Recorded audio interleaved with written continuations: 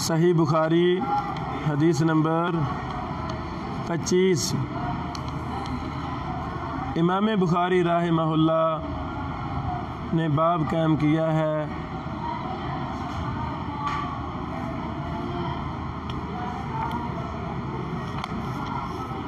حدیث نمبر 25۔ بابن فَإِن تَابُوا وَأَقَامُوا الصَّلَاةَ وَآتَوُا الزَّكَاةَ فَخَلُّوا سَبِيلَهُمْ۔ سورۃ توبہ کی آیت نمبر 5 ہے۔ بیٹو، امام بخاری رحمہ اللہ نے مختلف اقسام کے ابواب قائم کیے ہیں۔ ایک قسم یہ ہے کہ آیت کریمہ کو باب کا حصہ بنا دیتے ہیں۔ امام بخاری رحمہ اللہ کا مقصود یہ ہے کہ نماز زکوٰۃ ادا کرنا، نماز قائم کرنا، زکوٰۃ دینا، یہ ایمان سے ہے۔ ان کے بغیر ایمان مکمل ہو سکتا نہیں۔ جو بھی شخص ایمان میں داخل ہونا چاہتا ہے، مسلمان ہونا چاہتا ہے، تو فرائض کی پابندی کرے گا، فرائض کی پابندی کرے گا۔ اس آیت کریمہ کا معنی یہ ہے فَإِن تَابُوا، اگر وہ کافر توبہ کر لیں، وَأَقَامُوا الصَّلَاةَ اور نماز قائم کریں، وَآتَوُا الزَّكَاةَ اور زکوٰۃ دیں، فَخَلُّوا سَبِيلَهُمْ تو آپ ان کے راستے کو چھوڑ دیں۔ کیا مراد؟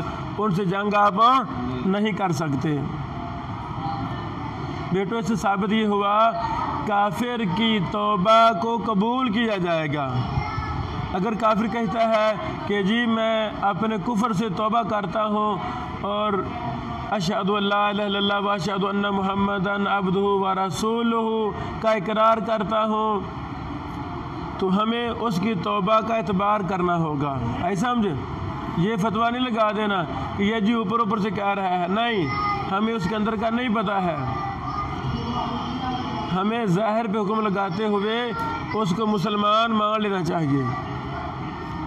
امام بخاری رحمہ اللہ فرماتے ہیں قال حدثنا عبداللہ بن محمد المسندی قال حدثنا ابو روح الحرمی بن عمارہ قال حدثنا شعبہ عن واقد بن محمد قال سمعت ابی یحدث عن ابن عمر، ابن عمر سے روایت ہے ان رسول اللہ صلی اللہ علیہ وسلم قال، بے شک نبی علیہ السلام نے فرمایا امرت ان اقاتل الناس، مجھے حکم دیا گیا ہے کہ میں لوگوں سے لڑائی کروں۔ امرت، نبی پاک فرما رہے ہیں مجھے حکم دیا گیا ہے۔ تو بیٹو، نبی علیہ السلام کو حکم دینے والے کون ہو سکتے ہیں؟ اللہ رب العالمین۔ کون ہو سکتے ہیں؟ اللہ رب العالمین مراد ہیں۔ یعنی اللہ تعالیٰ نے رسول اللہ صلی اللہ علیہ وسلم کو حکم دیا کہ آپ لوگوں سے جہاد کریں، قتال کریں۔ کب تک؟ حتی یشہدوا اللہ الہ الا اللہ وان محمد رسول اللہ، یہاں تک کہ وہ گواہی دے دیں کہ نہیں ہے کوئی معبود مگر اللہ رب العالمین، اور بے شک محمد صلی اللہ علیہ وسلم اللہ کے رسول ہیں، اللہ کے رسول ہیں۔ میرے بیٹو، سبحان اللہ، کتنا پیارا یہ کلمہ ہے اور کتنا قیمتی کلمہ ہے جو کفر اور اسلام کے درمیان حد فاصل ہے۔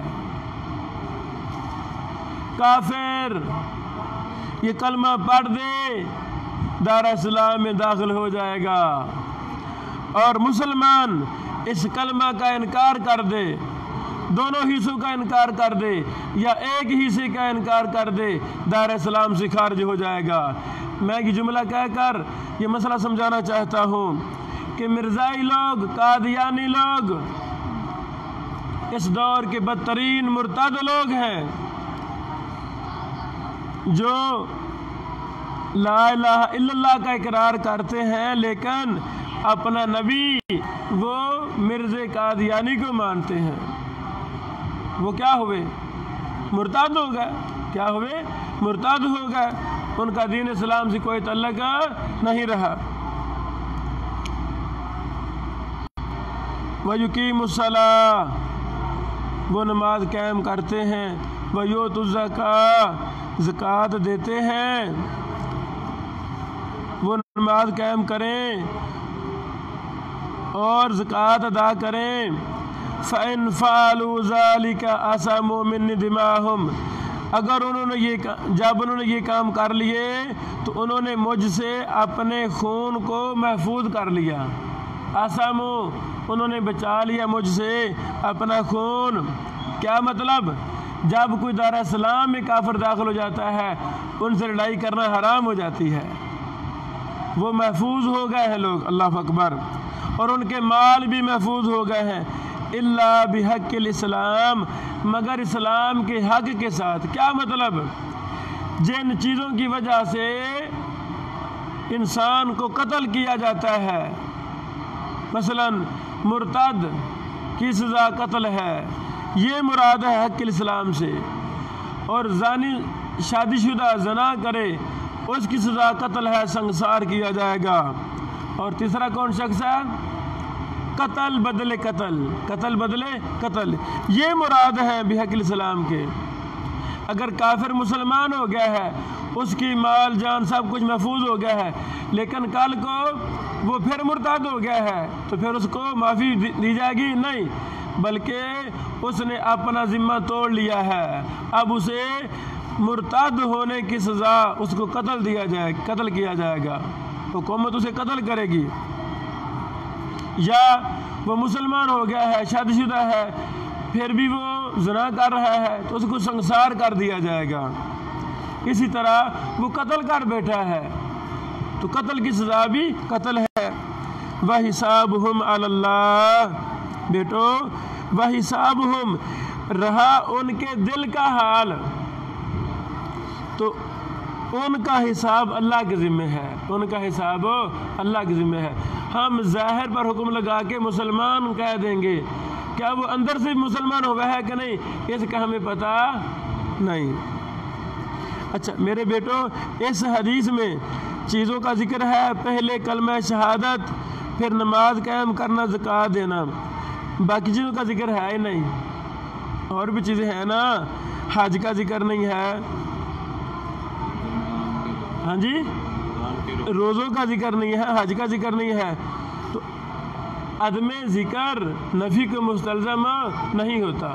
دوسری بات بیٹو، جب بھی ہم نے کوئی مسئلہ اخذ کرنا ہے قرآن و حدیث کو دیکھ کر اخذ کرنا ہے، یہ نہیں ایک آیت کو لے لے کہ جی نہیں جی اس میں ذکر نہیں ہے نا، اس طرح ایک حدیث کو لے لیں کہ جی آپ اسی سے وہ مسئلہ اخذ کریں، یہاں تو نہیں ہے نا۔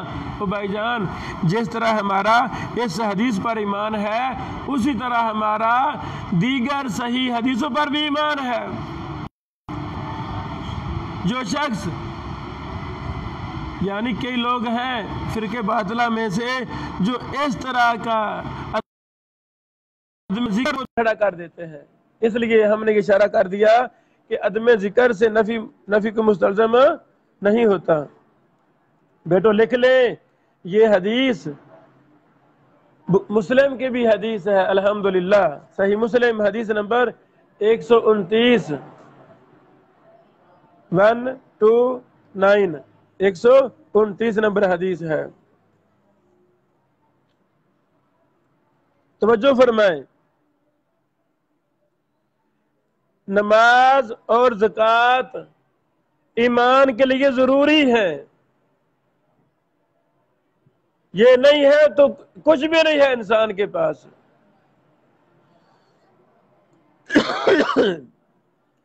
بیٹو جو انسان پکا بے نماز ہے، پکا بے نماز، اس نے کبھی نماز پڑھی نہیں ہے، اس کے کافر ہونے میں کوئی اختلاف نہیں ہے۔ اختلاف کس میں ہے؟ جو کبھی پڑھتا ہے کبھی نہیں پڑھتا۔ من ترک الصلاۃ متعمدا فقد کفر، لفظ الصلاۃ میں الف لام جنسی ہے، جس نے نماز کی جنس کو چھوڑ دیا، کبھی پڑھی نہیں ہے، تو اس کے کفر میں کوئی شک نہیں ہے۔ ہاں ایسا انسان جو کبھی نماز پڑھ لیتا ہے کبھی نماز نہیں پڑھتا، سستی کرتا ہے، تو کیا وہ بھی کافر ہے؟ اس میں اختلاف ہے، اس میں راجح بات وہی ہے جو شیخ البانی رحمہ اللہ نے اپنی کتابوں میں اس پر بحث کی ہے کہ ایسا انسان کو ہم کافر نہیں کہیں گے۔ ہاں، سنن ابی داود میں حدیث ہے، رسول اللہ صلی اللہ علیہ وسلم نے ارشاد فرمایا، جس انسان نے اپنی نمازوں کو ضائع کیا، یہ حدیث کا دوسرا ٹکڑا ہے، ضائع کیا، وہ اللہ پر ہے، اللہ تعالیٰ چاہے اس کو معاف کر دے، اللہ تعالیٰ چاہے اسے سزا دے۔ اور بھی دلائل ہیں، بہرحال یہی راجح ہے۔ اچھا، دوسری بات بیٹو،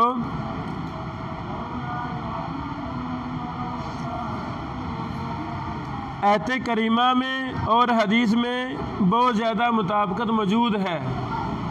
آیت کریمہ میں اور حدیث میں مطابقت موجود ہے۔ مثلا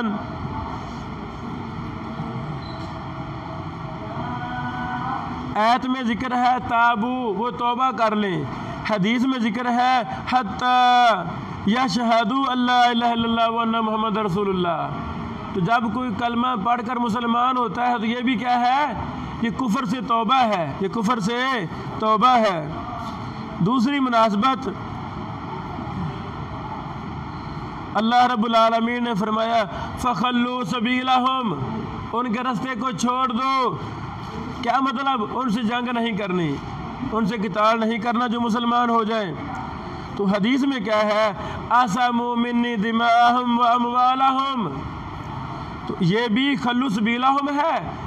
ایسے نا، جب انسان مسلمان ہو جائے گا اس سے جہاد نہیں کیا جائے گا، قتال نہیں کریں گے، تو اس نے اپنے خون کو، اپنے مالوں کو محفوظ کر لیا ہے۔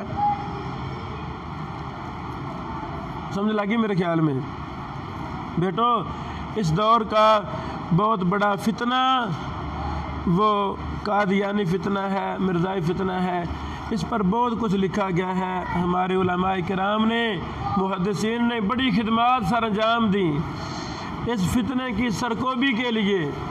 میاں نذیر حسین محدث دہلوی رحمہ اللہ وہ پہلے شخص تھے جنہوں نے مرزا قادیانی لعین کے کافر ہونے پر فتویٰ دیا تھا۔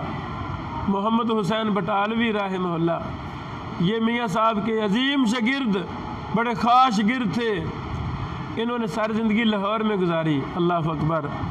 اس طرح کے یہ ایک محدثین نے بڑا کام کیا۔ موجودہ دور کے بہت عظیم انسان ڈاکٹر فضیلت الشیخ بہاؤالدین حافظہ اللہ، اصل نام ڈاکٹر محمد سلمان ہے، UK وغیرہ میں رہتے ہیں، دوسرے ملک، تو انہوں نے ختم نبوت کے نام سے 50 سے زیادہ جلدیں شائع ہو چکی ہیں۔ ہمارے پاس بھی 10-15 جلدیں ہیں ہماری لائبریری میں، یعنی تحریک ختم نبوت، جو کچھ بھی اردو میں، فارسی میں شائع ہوا تھا، برصغیر کے علماء نے لکھا، کتابیں، رسائل، اشعار میں رد کیے، مناظرے کیے مرزا قادیانی سے، ان کے چیلوں سے، وہ سارا ڈیٹا 52 جلدوں میں شائع ہو چکا ہے۔ ماشاءاللہ، دیار غیر میں بیٹھ کر اللہ تعالیٰ نے اپنے عظیم انسان سے بہت بڑا کارنامہ لے لیا ہے۔ اللہ ان سے راضی ہو جائے، بیچارے بیمار ہیں، اللہ تعالیٰ ڈاکٹر بہاؤالدین صاحب کو مکمل شفا عطا فرمائے، اور ہم سے بھی اس طرح کے تاریخی کام اللہ تعالیٰ لے لے۔ یہ بڑے کاموں کی عمر بھی بڑی ہوتی ہے۔ بارک اللہ فیکم۔ آگے ہم اگلی حدیث پڑھتے ہیں۔